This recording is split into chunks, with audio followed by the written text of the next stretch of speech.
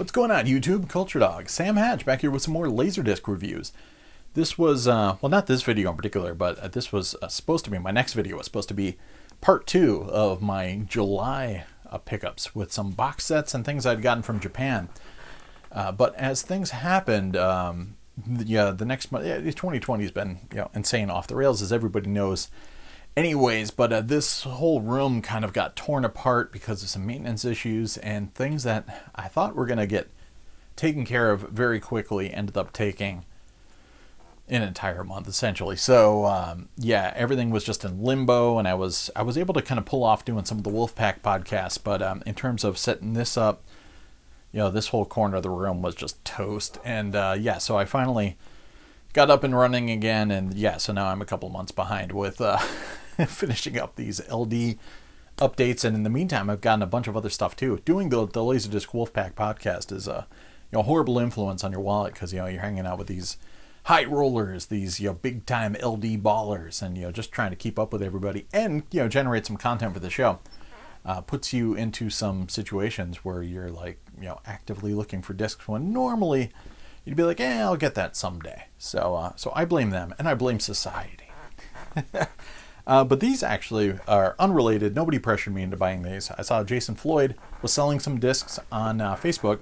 He picked up at least one lot, pretty big one, and was parceling out some discs. And I figured, let me grab some of these. Lots of great stuff, great deals, and just some stuff I needed to kind of fill in the gaps of my 90s, a lot of commons and things like that I just wanted to get, including a nice widescreen issue. I don't believe this has AC3 or anything to that effect. 94 release, came out in 95. Murder in the First. Shout outs to my old roommate Jen, who was a huge fan of Kevin Bacon, and that's how I saw this film. She had rented the VHS probably when it came out, and we checked it out. But also Christian Slater in this thing, and Gary Oldman, intense film. And Beth Davidson here too, from Army of Darkness fame, if I remember correctly. And Arlie Ermy, Brad Dourif. Yeah, it's a pretty killer cast. Mark Rocco directs, and no extras or anything like that. It's 1.85 to 1, and it's a mix, 3 sides. It's a mix of CLV and CAV. But yeah, glad to have that. Also, this is finally an upgrade. Nothing anyone's going to be too excited about, but it's just a good universal letterboxed release. This is something everyone should have in their collection. Sneakers. And the reason it's an upgrade is because I bought it from Moiki, but I foolishly bought the non-letterboxed edition. And I realized it too late. And was that the one? That wasn't the one that had the dead fly in it, but that would have been insult to injury. But I was just like, someday I'll get the letterboxed copy. And yeah, Jason had a bunch of these, so I'm like, let me get one. Saw this in the theaters. Great film. Just surround encoded, matrix encoded Dolby Surround, letterboxed, and what else? Yeah, mix of CLV and CAV. Also grabbed the THX widescreen issue of New Line's When Harry Met Sally, which I did not have. For some reason, I thought I did, but every time I went to look for it, I realized, I just got Sleepless in Seattle, which, obviously different films, but, there's some genetics tying them together in terms of Nora Ephron writing them both. 1.85 to 1. This release came out in 1994, so, yeah, and digital film transfer by Jim Garrow of Phototronics, so thanks, Jim. But yeah, nice THX release, 95 minutes, and featuring the music of Harry Connick Jr. So I didn't have that, wanted to get it. This, I wanted to pick up, I think I saw this on AMC, American Movie Classics, just late one night randomly, and back in the 90s, and was like, I had a really good time with this, and I wasn't even thinking that it was out on LaserDisc, but I saw it in Jason's sale and grabbed it. Blake Edwards' The Party with Peter Sellers, and yeah, it's just kind of a cool vibe, and got good, vintage bachelor pad, set design and everything like that. So I remember that jumping out at me when I saw it for the first time, and thinking, yeah, man, I could be a cool 60s bachelor for sure. What year did this disc drop? 85, transferred to United Artists. 1992 is when this LD came out. It's letterboxed and contains the original trailer as well. Film itself was 1968. Also grabbed LD of, I had the DVD copy, but I didn't even realize this wasn't letterboxed until I grabbed it. But the Grifters, big John Cusack fan, and I was going through this period when I had to collect every John Cusack movie available, regardless of their actual quality. But most of those I have on DVD, including one of the old Miramax DVD releases of this. But I figured, why not get it on LD as well? It's not a stunningly wide cinescope feature, but so I can deal with it not being letterboxed in this case. This came out in 1991. Yeah, Stephen Frears, and yeah, good stuff. Also grabbed a letterboxed edition of The Magnificent Seven, which surprisingly I just didn't have on LD yet, so it's time to fill in some of those gaps. This is I love all the MGM letterboxed editions. Not rated, 2 hours and 9 minutes, digital video transfer from 1989. So yeah, it's pretty vintage, 1960 film, and it's got a nice gatefold, and yeah, had to get it. I mean, the painting, it's got that baby poop kind of color, but yeah, it's still pretty cool and striking. If you can power through some baby poop, you can handle it. Also, somebody was just posting about this in an LDF, or maybe it was on the Wolfpack, and I was like, I don't have that, and sure enough, Jason had it. This is a nice VistaVision Paramount release of One-Eyed Jacks, and Brando's film, and some references to this in Twin Peaks with a secret brothel / casino / nightclub named One-Eyed Jacks. So good stuff. Brando in here, and Carl Malden as well. And what does this come out? 94. This came out from Pioneer LDCA in its original VistaVision format. So pretty cool. Right. This was, I think I didn't realize I had it already, so I'm thinking I now have a double of this. Rising Sun, adaptation of Michael Crichton's book. Philip Kaufman did this one. I saw this in the theater, and I quite enjoyed it. Again, the book was better, but the book's always better. That's how it goes, especially on Michael Crichton stuff. But it's got a good vibe to it, and I absolutely love the soundtrack that Toru Takemitsu did, and it's got a great taiko drums and everything on it. There's like a great 8-minute taiko drum piece in there. That's fantastic. But Harvey Keitel in there too, Kiri Hiroyuki Tagawa in there, Mako, Tia Carrere, Ray Wise. Yeah, it's pretty good stuff. Got good mood, good mystery. Not AC3 or anything like that, but yeah. So now we got 2. Yeah, can't have too many Michael Crichton releases. This I wanted to grab just because I remember almost pulling the trigger on buying it at Strawberries Records and Tapes in Avon, Connecticut, back in maybe 94, 95. Let's see where this came out. Yeah, this came out in 92, so yeah, it could have been either of those. But the vintage 1935 take on A Midsummer Night's Dream. Crazy, super busy artwork there. It's insane stuff. Super detailed, and nice gatefold. Mickey Rooney in this thing, and Olivia de Havilland, and who else? Yeah, Jimmy Cagney, Dick Powell. Good gatefold. So yeah, I kind of was able to make good on that impulse buy that I failed to complete back in the day. So I figured I might as well grab this as well, because this was in the pile. This is the 1936 George Cukor, Romeo and Juliet. This one also is a pretty nice gatefold release. What year did this drop? 1993. A little bit of shelf wear, but that's okay. It's good stuff. Norma Shearer in this thing, and Leslie Howard, and John Barrymore, Basil Rathbone. So yeah, could have some MGM stuff. And I think I almost picked this up at Suncoast back in the day. It's a punch out, but yeah, who cares? A Hollywood Remembers piece with Jessica Lange hosting about Vivien Leigh. And I swear I've probably seen this before, but yeah, I'm not sure, because I remember I grabbed the making of the Gone with the Wind LaserDisc, and I'm sure I probably was gunning to grab this too, but maybe it was just a case of I needed to order it from the image catalog or something like that, and I never got around to it. But yeah, so I figured I'd grab that. And had to get this, a nice Columbia Classics release. Jimmy Stewart and Kim Novak, not Vertigo, but Bell, Book, and Candle. And yeah, this is just in really nice shape. And yeah, it's fun stuff, yeah. It's got a little bit of the occult sprinkled in there, and classic Jimmy Stewart action. And what year? 86, that's when it got renewed. But yeah, 1958 it came out. 96, so it's pretty decent, not quite late release, but you know, good 90s release on LaserDisc.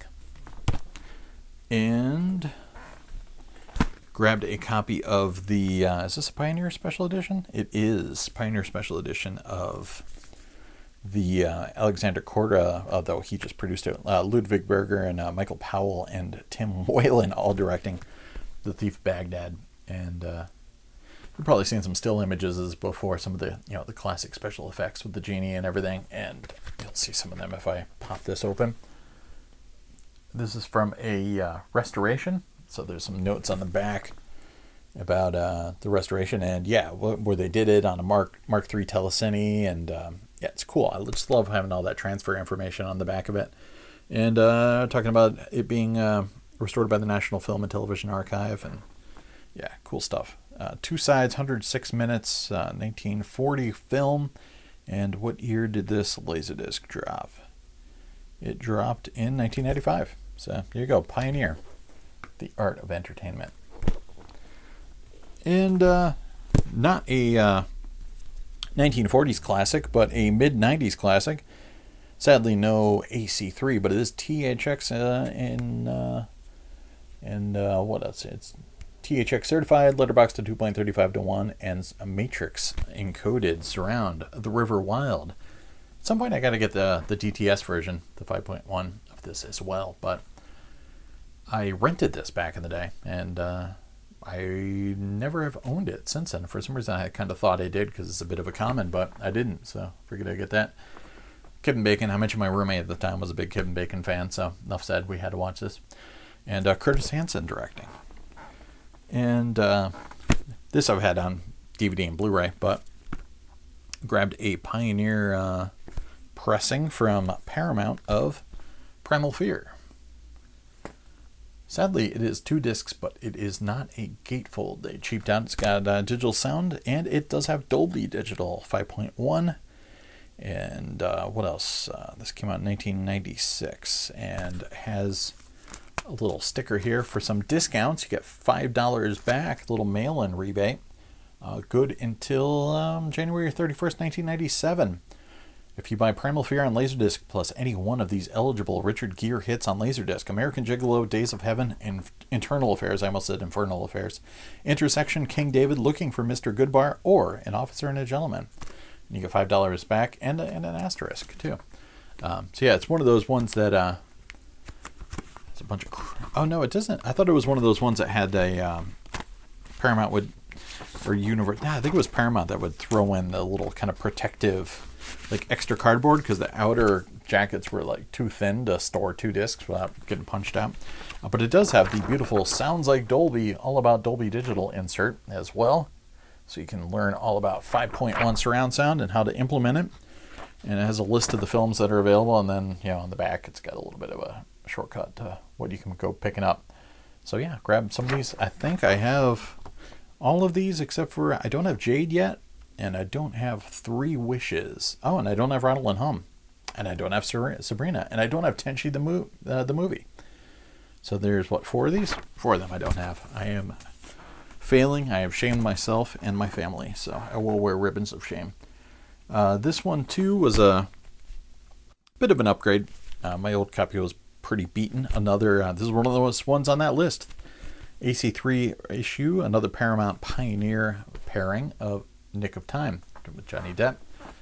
And yeah, just good mid-90s common action there, you know, all done in, you know, quote-unquote real time, you know, 24 before 24. John Badham directing. It's got EC3, 89 minutes. It's been, oh man, I just realized this has been modified to fit my TV. So, damn it, curse you. I just assumed it was Letterboxd. So I think this was a downgrade. I think my other copy is Letterboxd. So I guess I'm going to pass this on to some unsuspecting fool, or actually somebody that just wants a 4:3 version. So womp womp. It's okay. It was a great deal, and I regret nothing. This is Letterboxd, and was something I was looking to get. Again, I saw this on cable back in the day and was kind of completely blown away by it. It's a little film called Fire in the Sky, and yeah, so it's mostly about this character having an experience and the kind of psychological toll that takes on him, and then all of a sudden, whether or not it happened or not, you still get to experience what happened to him, whether or not it happened to him, but at least what has been plaguing his mind throughout the film. So you get this kind of flashback sequence that went on to inspire, the metal band Slayer to write Divine Intervention in particular, and X-Files definitely lifted heavily from this. I believe it was the Dwayne Barry kind of story arc that they had, which completely borrowed from this. Rob Lieberman directed, and who else? Robert Patrick, Craig Schaefer, Peter Berg, James Garner. It's a good flick. This was like a solid 90s alien film. Also grabbed this because I believe this is a DADC Austria pressing of, made in Austria, of the otherwise notorious Rotter, Groundhog Day. Nice widescreen release. Seen this countless times, once a day for how many days? It even has the manufactured in Austria sticker. A lot of times those are just on the shrink. So once someone tears the shrink off, you can't tell. But that's pretty cool. That's actually on the jacket itself. So on the secondhand market, if you happen to see one of these, you can know you're not going to get a Rotter, which is again why I love eBay with when people have photos of the back. You usually can't tell the mint marks from the disc photos, but if they have pictures of the back of the jacket, and you could definitely notice something like that. Had to get that. This release came out. This is the original release. What year? 101 minutes, and I'm sure it's just CLV on both sides, probably. But no date. 90s, probably 94. That's my best guess. So there you go, Groundhog Day. And we had to get some David Lean on. I was watching Lawrence of Arabia, Bridge on the River Kwai, and I was like, I don't have some of the other larger David Lean epics. This one's 3 hours and 14 minutes. Maurice Jarre doing the music again. Ryan's daughter. And deluxe letterbox MGM issue with a gatefold. If I can tear it open. Bam. And it is letterboxed and stereo, and this came out in 1970 was the film. This package was 1991. So there you go. Robert Mitchum, Trevor Howard, Christopher Jones, John Mills, Leo McKern. Yeah, go Leo McKern. Big Prisoner fan. So had to get that. And keeping it lean, I had one of the earlier 90s widescreen versions, but this is a nice reissue with AC3 from 1997 of Dr. Zhivago. And no, it's not talking about cocaine like in True Romance. This is actually the film Dr. Zhivago. So it was kind of good to get an upgrade. I'll probably hold on to my older letterboxed copy as well. But this one has AC3 5.1, 3 hours 20 minutes, 1965 film. Like I mentioned before, 1997 2-disc set. And anything in there for extras? I don't think it has too much beyond maybe a trailer or two, but no, maybe not even trailer. Just slamming all through the film, and then that's about it. Nice gatefold. Four sides. And another beloved classic film of epic storytelling and magnificent proportions. The stunning Andrei Konchalovsky film Tango and Cash. Yes. Sylvester Stallone and Kurt Russell. I remember kind of poo-pooing this film when it came out because my family were big Kurt Russell fans, but somehow we were kind of into Stallone, but then not into Stallone depending on the picture, and it seemed like he was kind of dragging Kurt Russell down in this one. It's funny too because we did talk about this in the podcast, and Peter Biancardi was like, "Oh my God, remember when Sylvester Stallone was just ruining films left and right?" But I still have a bit of a soft spot. It totally lifts stuff from Jackie Chan's Police Story, etc. So, it seemed like this kind of shameless steal of, the work other people were doing in terms of action cinema and pushing the boundaries. But that said, I watched it, had a good time with it. It's Warner Brothers, and it is a stealth widescreen release. So, whenever I find those Warner widescreen releases that I didn't know existed, I gotta get them. And this one's like a legit scope film, 2.35 to 1, so it's worth getting in widescreen. And I might have to watch this again. I did watch like the first 20 minutes of it again, just to see the big Police Story ripoff early on. But it's got Harold Faltermeyer doing the score, and why not, right? You gotta have some Tango and Cash in your life. So, Broterian. And wrapping up this video, I got a remastered widescreen issue, which I did not know existed. So again, I had to get it, of the John Hughes production, Some Kind of Wonderful. I believe it was Howard Deutsch who directed this one. And but written by John Hughes. And this came out in 1997 on LaserDisc from Pioneer on Paramount. Mary Stuart Masterson, Eric Stoltz, Craig Schaefer, Leah Thompson. Classic stuff. Anything, no extras or anything like that. And it's just Matrix encoded. Yeah, but still, Some Kind of Wonderful remastered widescreen on LaserDisc. This is a nice counterpart to the Pretty in Pink widescreen release that got issued. Sadly, Ferris Bueller's got like a bogus aspect ratio, and as far as I know, Breakfast Club and 16 Candles didn't get like this treatment, sadly, on LD, but had to get that. So we're gonna take a break and come back with a bunch of stuff that I got from Vincent Onorati, some stuff from Luke Sincata, some stuff from actually Peter Biancardi, some stuff from Bill DeLeo, all the Wolfpack guys, and then some sent me a bunch of things, and then some discs I got off of eBay and random pickups, things like that. And then beyond that, we're going to get into some anime titles I just got in from Japan, and a bunch of box sets and high vision discs and things like that. So plenty more LaserDisc to come. Get ready, strap yourselves in, and we'll be back. And by we, I mean myself and I guess this microphone. So I'll be back.